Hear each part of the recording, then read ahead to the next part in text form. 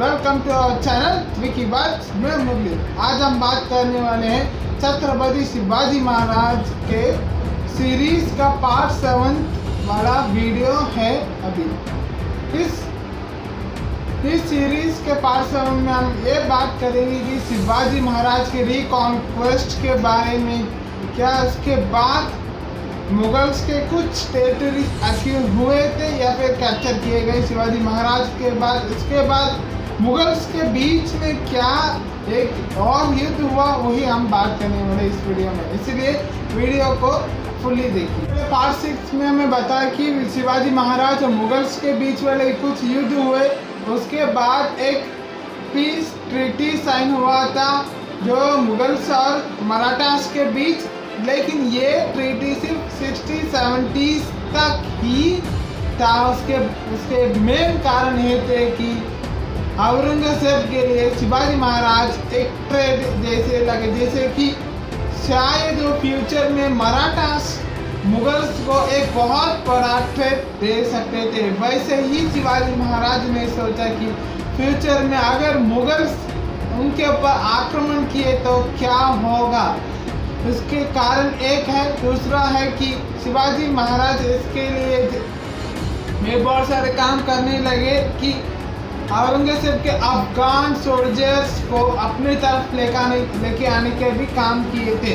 क्यों अफगान सोल्जर्स थे? क्योंकि अफगान सोल्जर्स के पीछे कारण यह है कि अफगान सोल्जर्स जो बहुत ही इमोशनल नहीं रहते, वे अपने काम से काम रखते हैं और वे बहुत ही जालिम वॉरियर्स के नाम से भी जाने जाते हैं अफगान सोल्जर्स।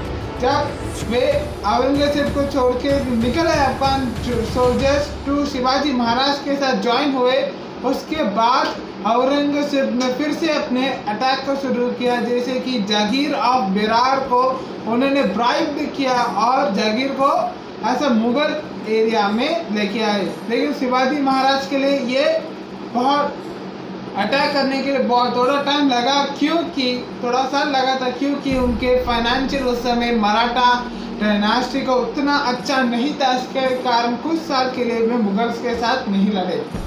जब छत्रपति शिवाजी महाराज की ये पता चला कि इकोनॉमिक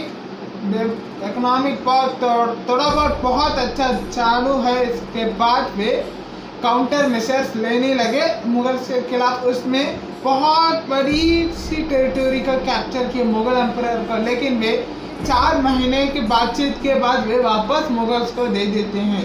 लेकिन उनके बाद उनका दूसरा प्लान चालू है कि वे सूरत को दूसरी बार अटैक करने के लिए सोचे और अटैक करके भी आए थे। लेकिन इस बार मुगल्स, ब्रिटिश, डच ये तीनों तैयारी से रहे कि उन्हें पता था कि शिवाजी महाराज फिर से एक बार सूरत में हमला करेंगे। लेकिन शिवाजी महाराज कैसे भी करके मैनेज कर वे वहाँ से बहुत सारे धन को लूट के लेके आए महाराष्ट्र में। उनमें से एक जो गुड्स जो प्रिंस के मक्का ऑफ प्रिंस को देने के लिए था, वो भी शिवाजी महाराज में लूट के लेके आए। उसके बाद औरंगजेब को ये पता चले कि सूरत और लूट है। बाद में वे एक दाऊद खान को बेचते थे इंटरसेप्ट करने के, पुणे से पहुंचने से पहले शिवाजी महाराज को अटैक करना उनका एक प्लान था। लेकिन वे वानी डिंडोरी वॉर, बैटल ऑफ वानी डिंडोरी से नाम से जाना जाता है। उस युद्ध में शिवाजी महाराज आसानी से जीत गए थे। जो काउंटर मेजर्स लेने के बाद शिवाजी महाराज का अगला प्लान था कि एक नया टेरिटरी को अक्यूर करे, और वो टेरिटरी था बॉम्बे, यानी कि आज का मुंबई को अटैक करने की सोच रहे थे। इसका कारण है कि शिवाजी महाराज जब मॉडर्न वेपन्स चाहिए थे, जैसे कि कैनन, गन्स, ऐसे एक हाईटेक वेपन्स चाहिए थे उस समय के, वे ब्रिटिश से पूछे कि वे कुछ वेपन्स लेने के लिए भी लेने चाहिए मुझे, ऐसे बोले थे। लेकिन ब्रिटिश वे मना कर रहे थे। इसके कारण है कि शिवाजी महाराज बॉम्बे में जाके अटैक करना पड़ा, या फिर आज के मुंबई में वे अटैक करने गए थे। और वे अटैक करने के बाद मुंबई को चारों तरफ से घेर दिए, समुंदर और ज़मीन के बीच में भी सब घेर चुके थे। उसके पास एक बहुत बड़ा ऊँट यानी कि लकड़ा जो ब्रिटिश फैक्ट्रीज को चाहिए थी वो ब्लॉक किया। उसके बाद शिवाजी महाराज के बीच एक छोटी सी बातचीत चली कुछ दिनों के बाद, और आखिरी में वे उस बॉम्बे को छोड़ के शिवाजी महाराज वापस आए, लेकिन ब्रिटिश को एक सर्टेन अमाउंट ऑफ मनी देना था क्योंकि उनका फैक्ट्री वहाँ में लॉस में हो गया था। लेकिन शिवाजी महाराज वे आखिरी तक वो अमाउंट देने से इनकार कर दिए थे। उसके बाद हम बात करेंगे बैटल ऑफ उमारी नेसारी एक युद्ध के बारे में बात करेंगे।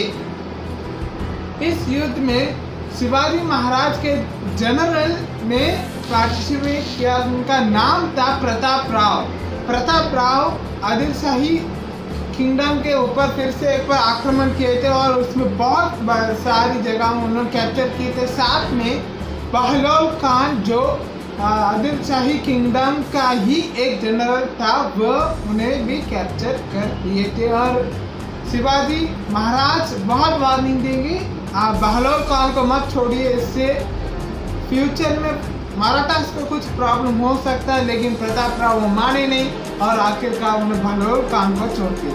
जैसे कि बहलोल खान आदिल शाह किंगडम में पहुंचे, वे फिर से एक अटैक के लिए तैयारी कर रहे थे और एक बार वह अटैक किए थे प्रताप राव के ऊपर। उस बैटल में ही प्रताप राव का डेथ हो जाता है। जब ये न्यूज़ पता चला कि प्रताप राव का मृत्यु हो चुका है, वह शिवाजी महाराज बहुत ही सैड हो चुके थे, बहुत ही दुखी हुए कि उनके एक जनरल का डेथ हुआ। उसके बाद प्रताप राव के बेटी को शिवाजी महाराज के दूसरा बेटा छत्रपति राजा राम को शादी करवा दिए थे। यही है रिकॉन्क्वेस्ट ऑफ छत्रपति शिवाजी महाराज। आपको ये इंफॉर्मेशन अच्छा लगा तो लाइक कीजिए, शेयर कीजिए, कमेंट कीजिए। विकीवाइब्स यूट्यूब चैनल को सब्सक्राइब कीजिए और मेरे सोशल मीडिया लिंक डिस्क्रिप्शन और कमेंट सेक्शन में दिया हूँ, जाके फॉलो कीजिए। Thanks for watching. Signing off your friend.